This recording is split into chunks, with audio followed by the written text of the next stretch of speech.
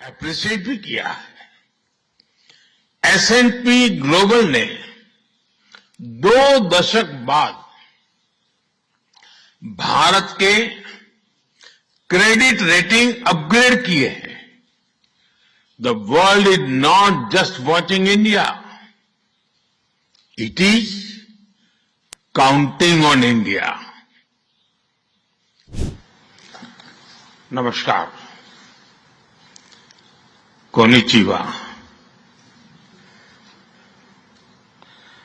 मैं आज सुबह ही टोक्यो पहुंचा हूं।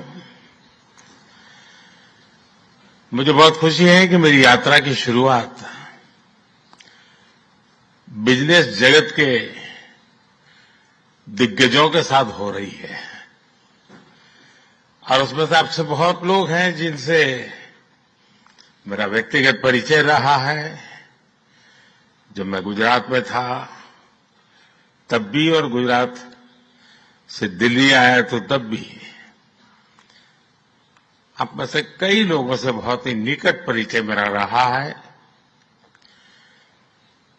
और मुझे खुशी है कि आज सबसे मुझे मिलने का अवसर मिला है। मैं प्रधानमंत्री इशिबा का विशेष रूप से आभार व्यक्त करता हूं कि वे इस फोरम से जुड़े हैं। उनके बहुमूल्य वक्तव्यों के लिए मैं उनका अभिनंदन करता हूं।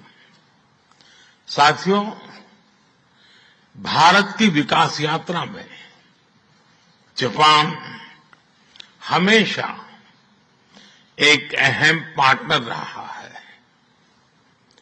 मेट्रो से लेकर मैन्युफैक्चरिंग तक, सेमीकंडक्टर से लेकर स्टार्टअप्स तक, हर क्षेत्र में हमारी साझेदारी आपसी विश्वास का प्रतीक बनी है। जापानी कंपनियों ने भारत में $40 बिलियन से ज्यादा का निवेश किया है। मात्र पिछले 2 वर्षों में $13 बिलियन का प्राइवेट इन्वेस्टमेंट हुआ है। JBIC कहता है कि भारत सबसे प्रॉमिसिंग डेस्टिनेशन है। जेट्रो बताता है कि 80% कंपनियां भारत में एक्सपांड करना चाहती हैं और 75% ऑलरेडी मुनाफे में है। यानी in India capital does not just grow, it multiplies. साथियों, पिछले 11 वर्षों में भारत के अभूतपूर्व ट्रांसफॉर्मेशन से आप सब भली भांति परिचित है। आज भारत में पॉलिटिकल स्टेबिलिटी है, इकोनॉमिक स्टेबिलिटी है, पॉलिसी में पारदर्शिता है, प्रिडिक्टिबिलिटी है। आज भारत विश्व की सबसे तेज ग्रो करने वाली मेजर इकोनॉमी है और बहुत जल्द विश्व की तीसरी सबसे बड़ी इकोनॉमी बनने जा रहा है। वैश्विक ग्रोथ में भारत 18% योगदान दे रहा है। भारत की कैपिटल मार्केट्स में अच्छे रिटर्न्स मिल रहे हैं। एक मजबूत बैंकिंग सेक्टर भी है। लो इन्फ्लेशन और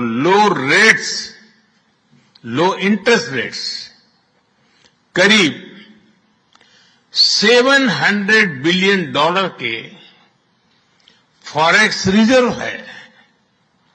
साथियों, इस बदलाव के पीछे हमारी रिफॉर्म, परफॉर्म और ट्रांसफॉर्म की अप्रोच है। 2017 में हमने वन नेशन वन टैक्स की शुरुआत की थी। अब इसमें नए और बड़े रिफॉर्म लाने पर काम चल रहा है। कुछ हफ्ते पहले हमारी संसद ने नए और सिंप्लीफाइड इनकम टैक्स कोड को भी मंजूरी दी है। हमारे रिफॉर्म्स केवल टैक्स प्रणाली तक सीमित नहीं है। हमने ईज ऑफ डूइंग बिजनेस पर बल दिया है। बिजनेस के लिए सिंगल डिजिटल विंडो अप्रूवल की व्यवस्था की है। हमने 45,000 कंप्लायंसेस रेशनलाइज किए हैं। इस प्रक्रिया को गति देने के लिए डीरेगुलेशन पर एक उच्च स्तरीय कमेटी बनाई गई है। डिफेंस और स्पेस जैसे सेंसिटिव क्षेत्रों को प्राइवेट सेक्टर के लिए खोल दिया गया है। अब हम न्यूक्लियर एनर्जी सेक्टर को भी खोल रहे हैं। साथियों, इन रिफॉर्म्स के पीछे हमारा विकसित भारत बनाने का संकल्प है, हमारा कमिटमेंट है, कन्विक्शन है और स्ट्रेटेजी है। और विश्व ने इसे रिकॉग्नाइज ही नहीं, एप्रिशिएट भी किया है। S&P ग्लोबल ने 2 दशक बाद भारत के क्रेडिट रेटिंग अपग्रेड किए हैं। The world is not just watching India, it is counting on India. साथियों, अभी भारत जापान बिजनेस फोरम की रिपोर्ट प्रस्तुत की गई। कंपनियों के बीच हुई बिजनेस डील्स, इसका बड़ा विस्तार से वर्णन दिया गया। इस प्रगति के लिए मैं आप सभी का बहुत बहुत अभिनंदन करता हूं। हमारी साझेदारी के लिए मैं भी कुछ सुझाव बड़ी नम्रतापूर्वक आपके समक्ष रखना चाहूंगा। पहला है मैन्युफैक्चरिंग। ऑटो सेक्टर में हमारी भागीदारी बेहद सफल रही है और अभी प्रधानमंत्री जी ने इसका विस्तार से वर्णन किया। हम साथ मिलकर वही magic batteries, robotics, semiconductor, ship building और न्यूक्लियर एनर्जी में भी दोहरा सकते हैं। साथ मिलकर हम ग्लोबल साउथ, विशेषकर अफ्रीका के विकास में अहम योगदान दे सकते हैं।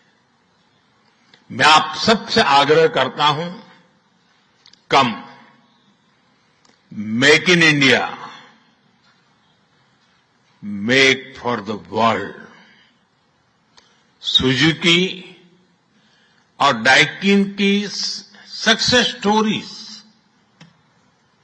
आपकी भी सक्सेस स्टोरीज बन सकती है। दूसरा है टेक्नोलॉजी और innovation. Japan tech powerhouse है और भारत एक टैलेंट पावर हाउस है। भारत ने AI, semiconductor, quantum computing, biotech और स्पेस में बोल्ड और एम्बिशियस इनिशिएटिव लिए हैं। जापान की टेक्नोलॉजी और भारत का टैलेंट मिलकर इस सदी के टेक रिवॉल्यूशन का नेतृत्व कर सकते हैं। तीसरा क्षेत्र है green energy transition.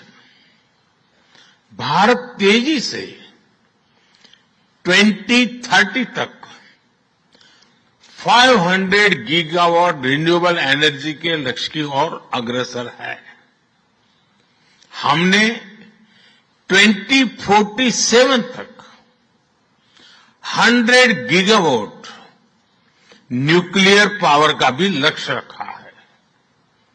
Solar cells हो या फिर ग्रीन हाइड्रोजन, साझेदारी की अपार संभावनाएं हैं। भारत और जापान के बीच जॉइंट क्रेडिट मैकेनिज्म पर समझौता हुआ है। इसका लाभ उठाकर क्लीन और ग्रीन फ्यूचर के निर्माण में सहयोग किया जा सकता है। चौथा है नेक्स्ट जेन इंफ्रास्ट्रक्चर। पिछले एक दशक में भारत ने नेक्स्ट जनरेशन मोबिलिटी और लॉजिस्टिक इंफ्रास्ट्रक्चर में अभूतपूर्व प्रगति की है। हमारे पोर्ट्स की क्षमता दोगुनी हो गई है। 160 से ऊपर एयरपोर्ट्स हैं। 1000 किलोमीटर लंबी मेट्रो लाइन बनी है। जापान के सहयोग से मुंबई और अहमदाबाद हाई स्पीड रेल पर काम चल रहा है। लेकिन हमारी यात्रा यहीं नहीं रुकती। Japan's excellence and India scale can create a perfect partnership.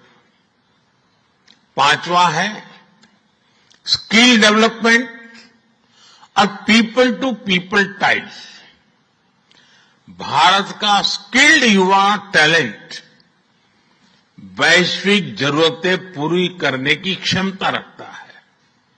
इसका लाभ जापान भी उठा सकता है। आप भारतीय टैलेंट को जापानी भाषा और सॉफ्ट स्किल्स में ट्रेनिंग दें और मिलकर एक जापान रेडी वर्कफोर्स तैयार करिए।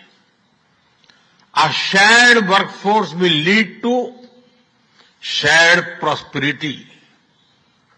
साथियों, अंत में मैं यही कहना चाहूंगा, India and Japan partnership is strategic and smart, powered by economic logic.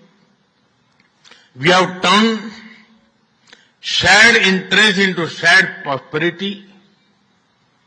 India is the springboard for Japanese businesses to the global south. Together, we will shape the ASEAN century, Asian century for stability, growth and prosperity. इन्हीं शब्दों के साथ मैं प्रधानमंत्री इशिबाजी और आप सभी का आभार प्रकट करता हूं। अरिगातो गोजाइमास। बहुत बहुत धन्यवाद।